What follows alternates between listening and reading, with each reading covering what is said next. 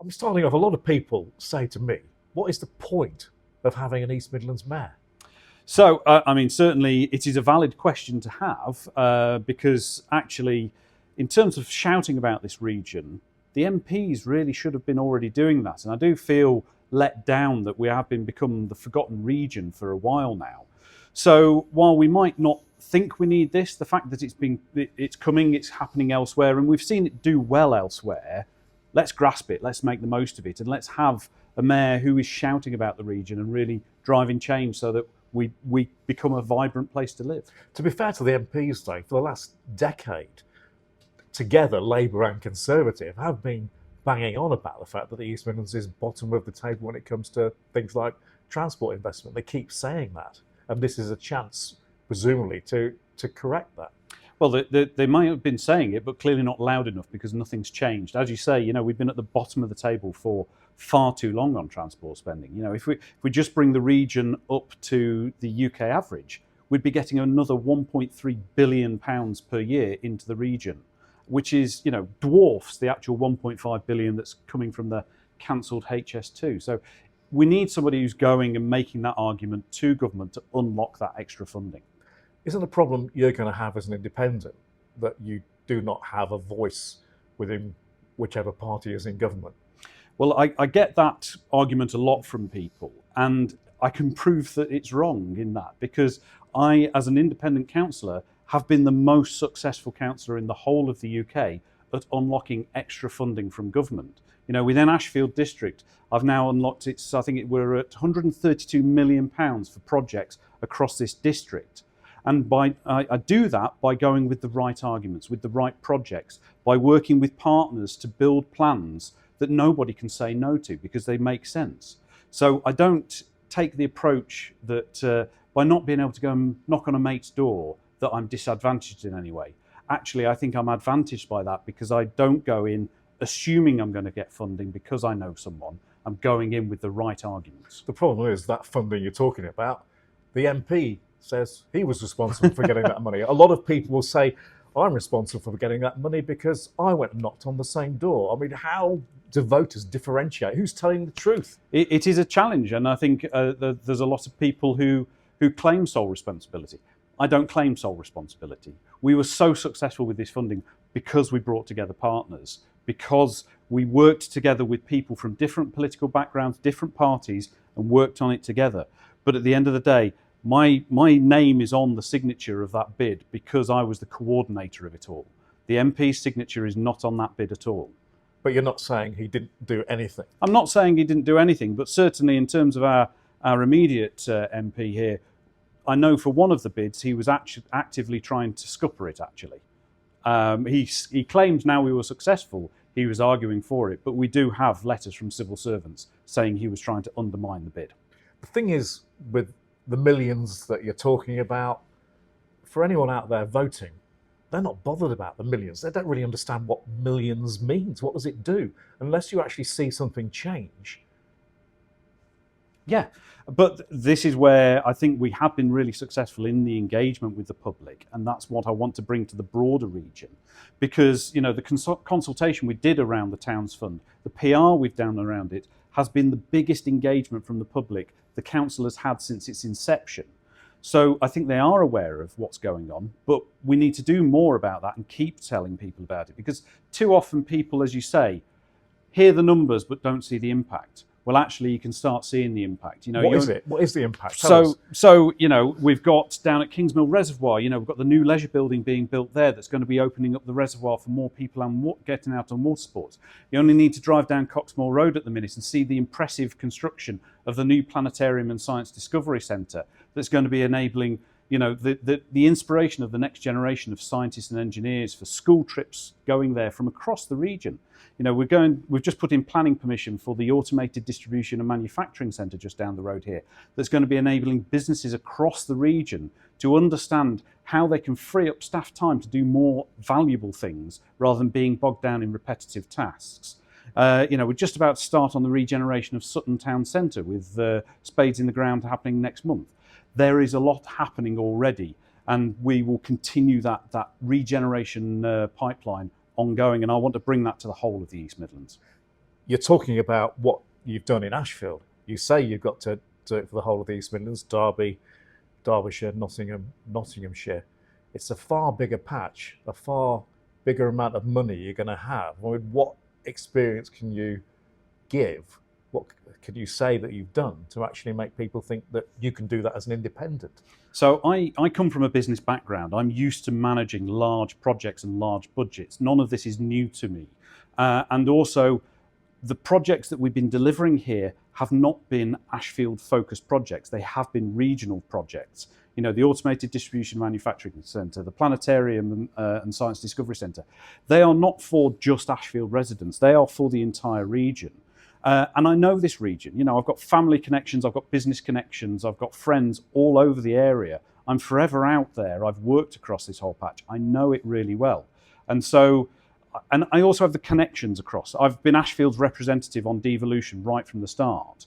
And so I know all the council leaders of the cities, the councils, the districts and boroughs across the entire region already. I'm the only candidate who's a member of the Derby, Derbyshire, Nottingham, Nottinghamshire Local Enterprise Partnership. I have the network and connectivity across this whole region already. So on day one, I can hit the deck running. We're talking about a big patch, going all the way from Buxton right up in the northwest down to Bingham, Rushcliffe in Nottinghamshire. How on earth are you going to represent the views of what is a pretty wide and disparate community? It's not really a community, is it? Certainly, identifying it as a place is going to be a challenge because, you know, it is a very disparate place. You look at other metros, mayors that are around the area, and they have much more readily defined patches. And so that is a challenge, but a challenge that I'm relishing tackling. In terms of representation, one of the things I'm very good at is partnership working. I am not seeking to know and dictate how all of this works. I want to work with all the leaders of all the democratically elected leaders across the entire region to understand what is right for their local areas. I'm not going to be telling them what's right for the local area. I'm going to work with them. Because at the end of the day, the solutions for Nottingham City Centre on things like transport and business support and adult skills is going to be a very different answer to what's happening in High Peak. And we need to be flexible to those different areas and put in place the policies that are right for those different areas. And the only way you can do that is partnership working with everybody. It's going to be difficult to sell, though, isn't it? Because people don't know what the combined authority is. They think this is just another level of bureaucracy. Why should we take part in this exercise? And if you can't get people out to vote, you're going to struggle, aren't you? I mean, you struggle to get your £10,000 deposit. Yeah, it's you know, I'm not backed by a party with rich donors. You know, it has been a challenge to get that. But I did get that because there are people who know me and believe in me and have contributed to me. And that has come from local individuals and local businesses who've worked with me and recognise what I can bring. But yes, it is going to be a challenge of selling this because at the end of the day, this is going to be delivering much bigger strategic things that will have impact on people's lives, very big impacts on people's lives, but it's going to take time to deliver them. And trying to explain to the public that journey that we will be on will be one of the big challenges. But I will be investing a lot into that PR and engagement side of things so people understand what the heck this combined authority is actually doing and when it's going to be delivering its goals. And a lot of people talk about the transport system around the East Midlands and what a mess it's in, to be honest. I mean, how are you going to fix that? How can you promise to fix that when it's such a big job? Well, it is about, again, partnership working because the transport across this area is very disparate and diverse of who is actually fulfilling it. You know, from the buses, from the trams, from the trains, you know, we've got multiple train companies as well. We've got to bring all of those people together. But I want to take public transport beyond that as well because things like active travel routes, things like taxi companies and understanding where their coverage are, for me is very much part of that public transport picture. And it's by bringing all of those together. But I'm already talking to the chief executives of the rail companies. I'm already talking to the chief executives of the bus companies. And actually they are up for the challenge. They want to work together to improve this network and system. But we can't talk about transport without talking about the state of the roads as well. You know, I find it very frustrating that we've got a Conservative candidate who is campaigning to say, you need to elect me to fix the roads, when he is already responsible for the Nottinghamshire Highways Authority at Nottingham County Council. And you can't argue that he's done a good job there. You know, the state of the roads has deteriorated and deteriorated. I'm the only candidate who has direct experience in this. I've spent 10 years of my career mobilising highways asset management contracts across the UK. I understand how to structure this in the right way so that you can spend your money efficiently and do the right thing by getting more things fixed in the right way. And I will be helping the 4 highways authorities with a central function to bring efficiencies to them so that we can free up more of their money for things like adult social care that they will still be responsible for as well. The thing with that, though, is that all local authorities who are responsible for highways have had, since austerity, have had their budgets cut. They must understand that clearly money's got to be saved, or the argument is that money has to be saved somewhere, and they've been cutting back on highways. Do you think that all local authorities have made the wrong choices? I think my experience of watching it happen and being involved in authorities and trying to turn them around is that often it is a case that they pump money into the wrong things. And it is often the case that a huge amount of money, and you see it happening here, goes into filling potholes. And the problem is that the pothole material just pops straight back out a few days later and they have to go back and do it again. You need to invest in the proper ways of working, the proper systems to identify where the problems are and put your money in there smartly. So rather than going and keep repairing the same stretch of road time and time again, you go and do it once and then it's there good for many years ahead. And part of that, again, is about proper partnership working by working with utility companies as well to properly plot out when they need to be digging up the roads so that we dovetail together the works and make sure that we aren't resurfacing a road and it getting dug up again a few months later and causing pothole problems to be coming back very soon after. We have a lot of deep potholes, but we don't have a lot of resources to fill them as a nation. That's the problem, isn't it? And we had the world banking crisis in 2008, which was politicised and blamed on Labour. And we've had COVID, we've had Ukraine, we've had Brexit, all things that have contributed to the economic state we're in at the moment. Clearly, there's got to be a saving of money to pay for all the things that we've had to pay for. Well, there is a lot of arguments of where the money's gone, and certainly this Conservative government has slashed and slashed and slashed the amount of funding that comes through to local authorities, and expecting local authorities to stand on their own 2 feet through council tax, which is the exact opposite of levelling up, because you've got the most deprived areas like Ashfield, like Mansfield, that have to raise all of their service money from council tax from the most deprived, but have the greatest demands on their services because it's the most deprived area. You've got rich boroughs in London that haven't raised their council tax in years because they've got wealthy households paying good chunks, but also they don't have the demands on services that is costing them money. So I think there needs to be a massive overhaul of how we do local government funding. And this government has time and time again kicked that into the long grass. So we do need a big national change on that front. But in terms of what I can influence as mayor, it's about spending what money we have better. And there is a huge scope for that because, as I say, I've seen time and time again that money just gets wasted by putting the wrong focus in the wrong places and doing the wrong activities. People must say to you on the doorstep, you're getting more money. Why are you getting more money? It's hard to comprehend. Why haven't people been spending that money before if it's available and sitting down in Whitehall? It's a blooming good question, yes. But for instance, a big chunk of the money, though, is that, and again, Ben Bradley talks about this, saying, I've secured all this massive investment in transport.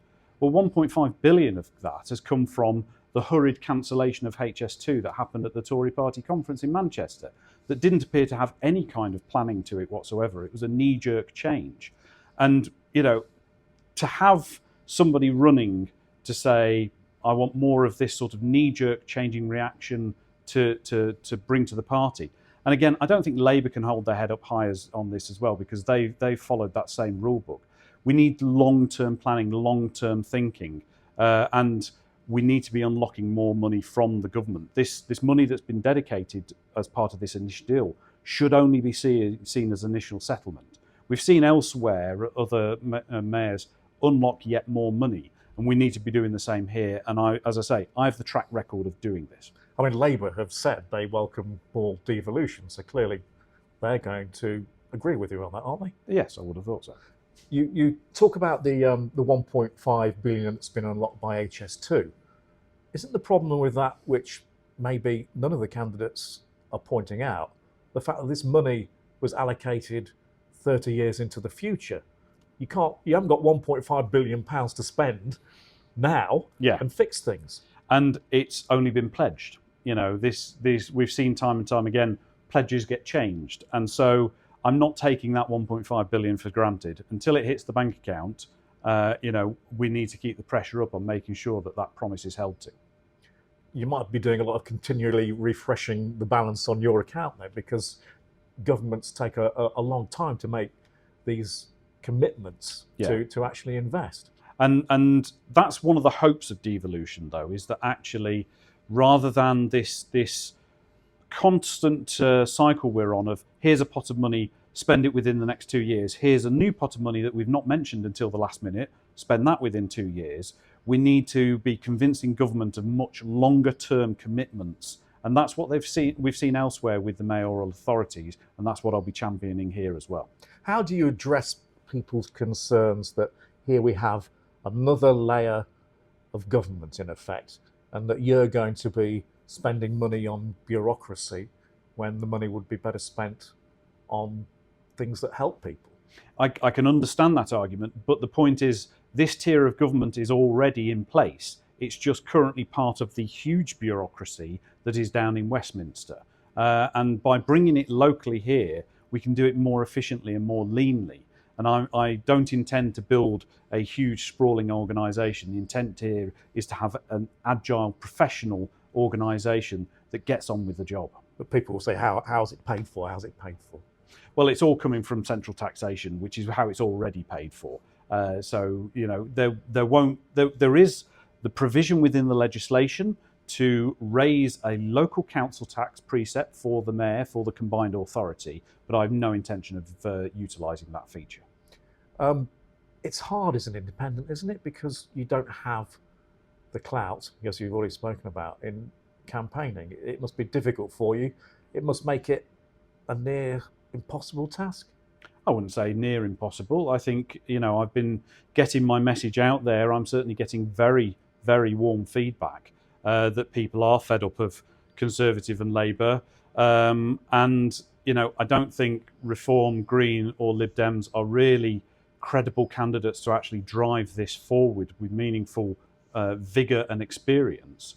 But yes, it is absolutely a challenge of not having a whole party behind you with deep pockets, with resources, who can be doing a lot of the grunt work of, for instance, editing videos like this. It is much, much harder. But that once you're elected, you are an individual in charge of a big area. And you need to make sure we are voting in the right individual for that, because the party melts away after the campaign. It is just the one person who is the mayor. We need to make sure that's the right one. If you are that individual, what's the first thing you do on day one? So there are a lot of things to kick off. I've already been speaking to the officers of the Combined Authority about this, so that they understand my priorities from day one, so we can get cracking. I want to do a complete review of all of the transport offerings across there, properly understand every player that's in there. We know the big ones. I'm already talking to the big ones, but I want to understand all the way through to the small end, every taxi company, every bike hire shop. I want that full picture of the transport offering in the region, so we can design a cohesive, integrated transport network. I want to be doing the same for business support. I've been through trying to seek business support for my business in the area, and that's very disparate. You've got districts and boroughs, city councils, county councils all doing their own thing. We've got the D2N2 LEP that's going to be merging into the combined authority that I sit on the board of. They doing things. We've got universities, we've got colleges, we've got private providers. And it's a very confusing place for businesses. So I want to, again, do a complete review of all of that so we understand the picture of what's here in the local area. But also I'm going to be going and reaching out to all of the districts and boroughs, the city councils, the county councils, the Peaks Authority on all the planning stuff as well, so that we can start building that partnership working around the planning strategy for the whole region as well. That's the authorities and businesses, and at the end of the day, it's the people who cast their vote. And when people vote, they often think, what's in it for me? Mm-hmm. So what's in it for you is a better transport system that works so you can get to where you need to get to. A skills system that means that throughout your career you can retrain and get the support you need to move on in your career and move on to better paid jobs.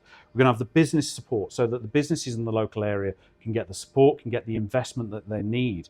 We're going to have the softer skills of all of this, which isn't within the legislation but is within the power of the mayor, around selling this region, about bringing together all of the tourism information, all the cultural information, and making sure people are aware of what's on their doorstep, but also what a great place this is to come and visit, what a great place this is to come and invest as well.